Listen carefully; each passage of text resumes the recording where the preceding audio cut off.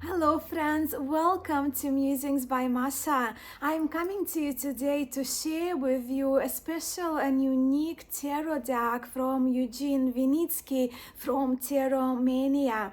As you can see from the thumbnail of this video and from the title of the video below, today we will be having a look at the tarot of the Carre Noir, the deck that features the artwork of the 20th century very renowned and very important artist Kazimir Malevich.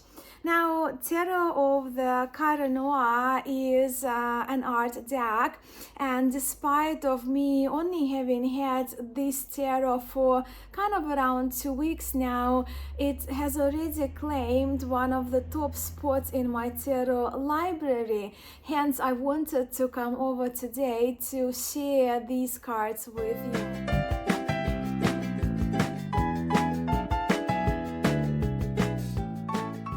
Kazimir Malevich is considered to have been one of the most important artists of the 20th century, and to me he remains one of my most favorite artists and will always be, not only from my part of the world but in the entire world. Kazimir Malevich, just to give you a timeline idea, was born in 1879, and he was born in the city of Kiev to a Polish family. Kazimir Malevich was inspired by quite a number of very renowned artists, and he was very skilled in a variety of art styles that he painted in, and those art styles included Cubism, Fauvism, Symbolism, Impressionism. But also what he is really renowned for is for developing his own abstract style of art called supremacism. And suprematism is the abstract art movement which is expressed, the art style which is expressed in painting of geometrical figures in space in a variety of colors. And talking about geometrical figures, possibly one of his most recognized paintings is the Black Square, after which this tarot is named after, tarot of the Carre Noir, square black, tarot of the Black Square. And the Black Square itself being featured, Black Square twice, I think, twice it's featured in this deck, one as the kind of painting, right, and the other as part of the one of the cards that you are about to see. Let us now talk about this tarot, the tarot of the Carre Noir, produced by TarotMania with Eugene Vinitski, the artist and the founder of TarotMania, and Elza Kapontukovskaya, a consultant tarologist and the author of the guidebooks that we get from TarotMania, very insightful guidebooks. Eugene Vinitski was only on my channel last week for the interview where we had a live conversation, and as our conversation was the highlight of my December already, I will leave the link for you in the description box below for you to check out the interview, because he is an extremely talented artist, and I really enjoyed our conversation.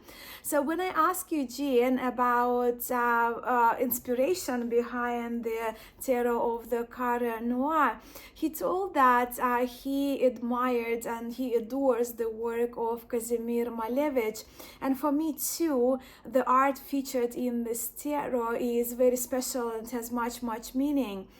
But what is also so special about this tarot is how well it is done. I am so fascinated by Eugene's talent as an artist, but also by his ability to see and to notice details, and how he saw and found and drew the parallels between the original work of Kazimir Malevich and the 22 arcana of tarot. It just beyond admiration to me, and the fact that this tarot exists, because I am well, yeah, clearly I love the work of Kazimir Malevich. The fact that this tarot exists, it just makes me happy. This is the Mage's only deck, which comes with 2 additional cards, including in the deck, which we will see towards the end of this walkthrough. But also it comes with this extra card, which is the Certificate of Authenticity, and the cards are numbered. My copy is number 25. So that's the extra card that came with the deck.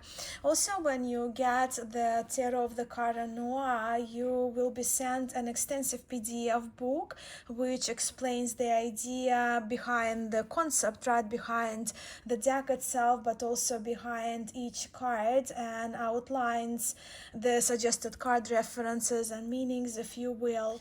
In Tarot of the Carre Noir, for most part, we see the paintings of Kazimir Malevich with some additional elements that Eugene Vinitski skillfully added to the pre-existent art of Malevich in order for the art to fit the structure of the major arcana of tarot, and to make the cards, all archetypes, if you will, easily recognizable to us card readers. Tarot of the Carre Noir comes in this beautiful tag box with the symbols gold and golden square, and we also read here that the cards are dedicated to outstanding art of Kazimir Malevich. That's the back of the box, which is nicely done, and inside, as you can see, it's beautiful maroon red. Yeah, we have the extra card here as well on top of the extra 2 that we will see towards the end, and this is the information card about Tarot of the Carre Noir. I'll bring it in closer so you can read for yourself, but the card here explains a little bit about the deck, but also about supremacism as the art movement that Kazimir Malevich was a pioneer in. Now, when it comes to the card sizes and card stock, the cards are pliable, right? As you can see, they're reasonably pliable, and they have the gloss to them, but I really like that in this deck. It's a major arcana, as I mentioned, and the cards are larger than the what we refer to normally as a standard tarot size. As you know, I always use this one as the reference for that. So just the sizing of the cards for you as a reference if you're interested about the size, in the size of these cards. And they're gilded. It's beautiful golden gilding here, which I think really matches the aesthetics of this deck. And here we have the backs. And I am dressed today in the color palette of the backings of the cards, so I'm kind of all matchy. Oh well. Now let us have a look at the cards of my, well, I don't say it lightly, of my new favorite art tarot, because I think this deck is done so wonderfully. In the full card, we see the famous Malevich's black square balancing on one of its edges. It looks rather unstable, and it feels like it can tip to either of the sides. Behind the black square, we see crossed red lines and a couple of blue lines there, symbolizing possibly the crossroads at which the Fool is standing.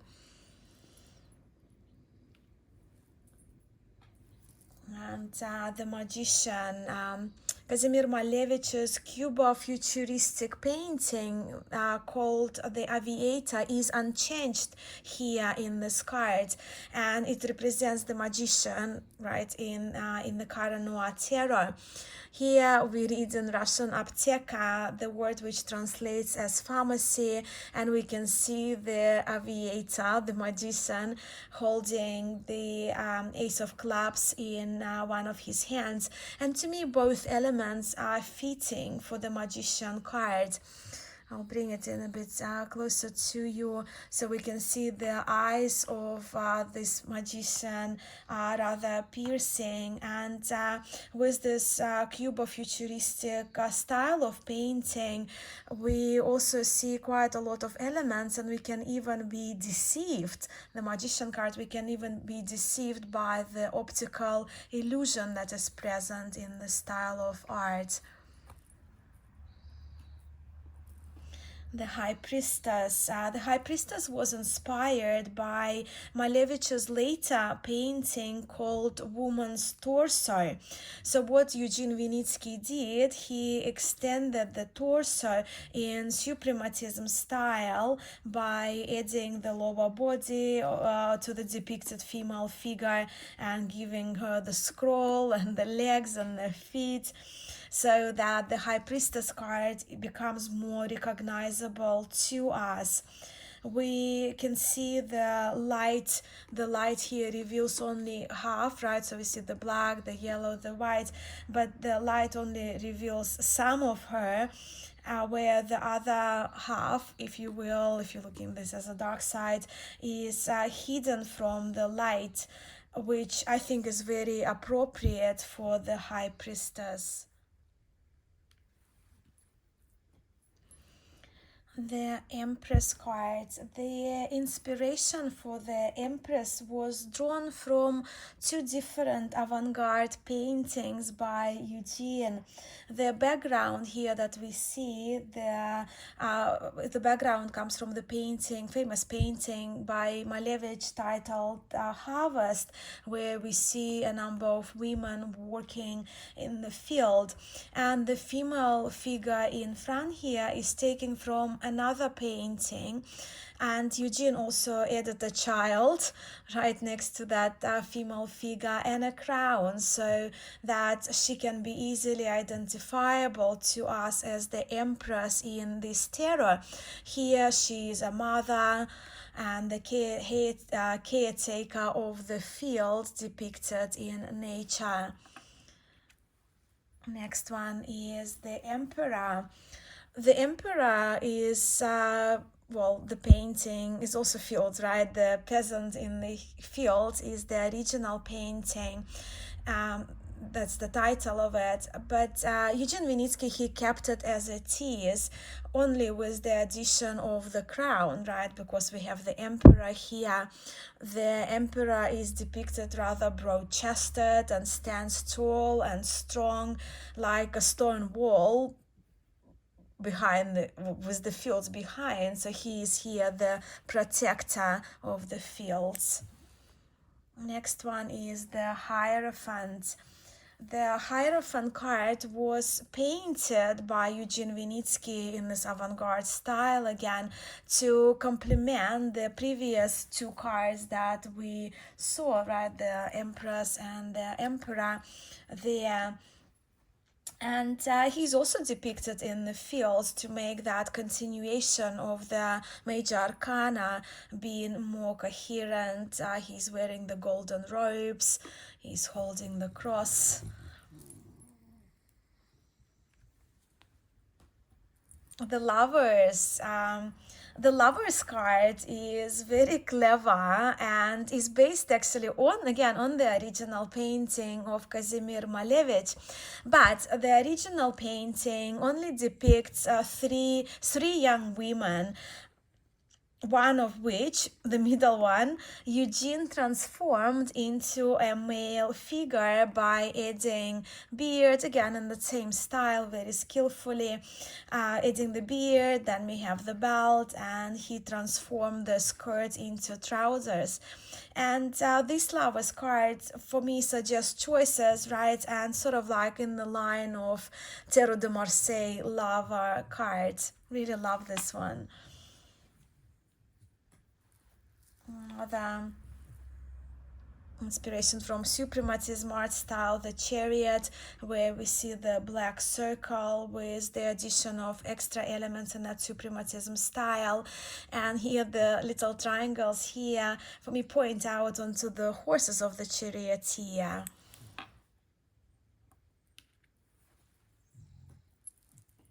The strength to me is another brilliant utilization of Malevich's work by Eugene Vinitski. So again, the original painting, and you probably also recognize it from this card. The background is the same in both of the cards, the Empress and the Strength. But with the Strength, this is actually was the original painting minus the crops, right? So that would be the original harvest painting with this female figure depicted in Malevich's work. But we see the only alteration here being the addition of the large and heavy sheaf of crops harvested in the fields. I think it's another card, and it's another alteration, modification that is very fitting for the Strength, and is very, very cleverly done, giving her that the crops, right, to symbolize the great power. So with that also we can easily recognize that this card is Strength in comparison to the Empress, if we are to compare the two. The Hermit is the woodcutter here, as in the title of the original cubistic work by Malevich, which this card is. Next card is the Wheel of Fortune, and it is another example of the use of the existing art by Kazimir Malevich. The original Cuba futuristic painting depicts the human, and I'll bring the card a bit closer so you can see, because with cubism it's kind of hard sometimes to see. So here we see a male figure, right, with well, that's his arm, the hands, with the knife, which he is sharpening on the grinding wheel. And this original painting is called Knife Grinder. The piece that we see represented in the tarot of the Carre Noir is without alteration. It's actually a lot again to see in the painting, in this painting, and it's brilliant for the Wheel of Fortune in my view.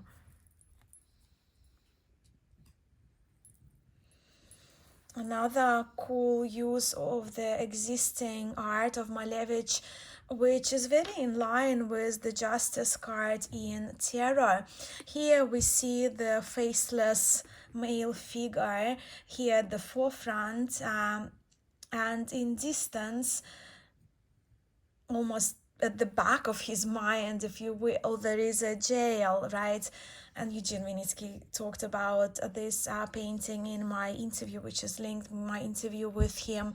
So this jail being kind of the reminder, right, at the back of the mind, and the reminder of justice, literally. The next card is the Hangman. And here what Eugene Vinitski did, that was the original painting, right, of the female figure, but was 2 feet.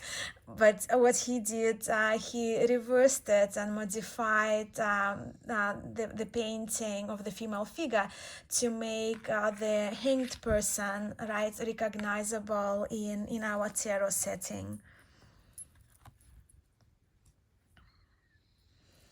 The Death card in the tarot of Carre Noir is represented by Malevich's supremacist cross, right? So we see the large cross in black over red on white background, with the original of this painting kept in Stedelijk Gallery in Amsterdam, which reminds me to mention that Malevich's original paintings are kept in quite a few galleries around the world, inclusive of Tretyakov's gallery in Moscow, Russian Museum in St. Petersburg, and it's where actually I saw my first original work by Malevich years ago when I was growing up.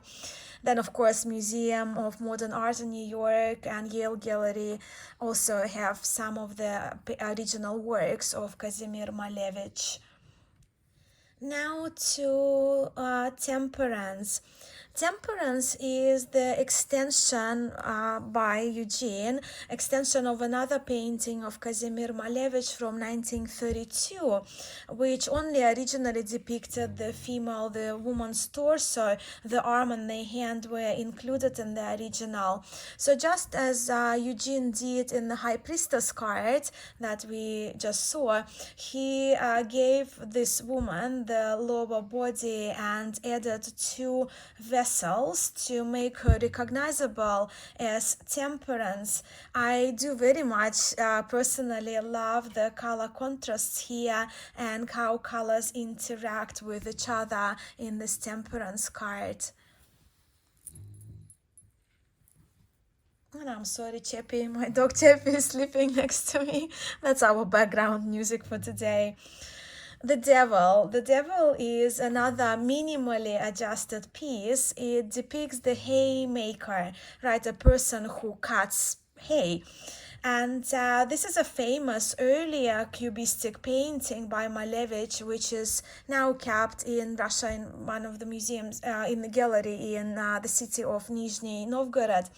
So the only modification that Eugene did here is the addition of the two figures there, right? Again, to make the deck coherent and for us to be able with ease to identify which cards we have on the table. And here we are with the Tower in supremacism style again. And what I love about this with this abstract art, right, we see a lot of movement here in this card. We see the movement in space, which opens room for interpretation. And the Star. Now, from my knowledge, from what I've seen, the inspiration, right? The inspiration from the original painting. The original painting is known for two titles, right? The Difficult Premonition, but also it's known as just simple title as the Torso in a Yellow Shirt. But the change that was made here by Eugene is the addition of the star in the sky, and because we're here with the star card, but also with the adjustment of the head of the person. So what Eugene did is that he gave this person a head tilt to the right to express, their somewhat mesmerization by the star that this person is looking at. The moon in our Carre Noir tarot is represented by a modified original. So we see here half painting, half sketch of two figures. It's almost the taller figure seems like adult and the smaller female figure seems to be a child maybe. The adult figure is mirrored from the original, again, just to make the image a bit more coherent for the moon card. And the added elements, of course, are the moon above the two figures and a thin blue triangle that symbolizes the water element, water pathway that we are familiar in our moon cards in tarot. The Sun is another minimally modified piece. The existing painting here was again from the Peasant series, right, depicting two people in front of the fields. And of course, for the sun element, Eugene added the golden sun in the sky. To me, it looks like two figures are admiring the beautiful sunrise. With the Judgment, the suprematistic painting called, also one of the quite known one of Malevich's work, painting called Flying Airplane that served inspiration and was used by Eugene for the Judgment card in the Carre Noir. Here we see the ascendance from all-absorbing black color right into the golden light. And the World card, while we see the dominance of blues here, right, blue dominant card, we also see the number of colors and shapes included to interact with each other. We see the female figure here in the egg shape cocoon filled with light. There is a lot in this card, and I actually would like to leave it for your interpretation, and I would love to hear what you see in this cards and the elements in it. And then we have the two extra cards, right? We have the black square on the white canvas and the white square on the white background, white canvas, in the additional cards which are called Chaos and Divine Light. So the Chaos, that black square, which is the void, and we can, I guess, refer to Divine Light as, see it as a prima causa. Now let's give this beautiful cards a shuffle.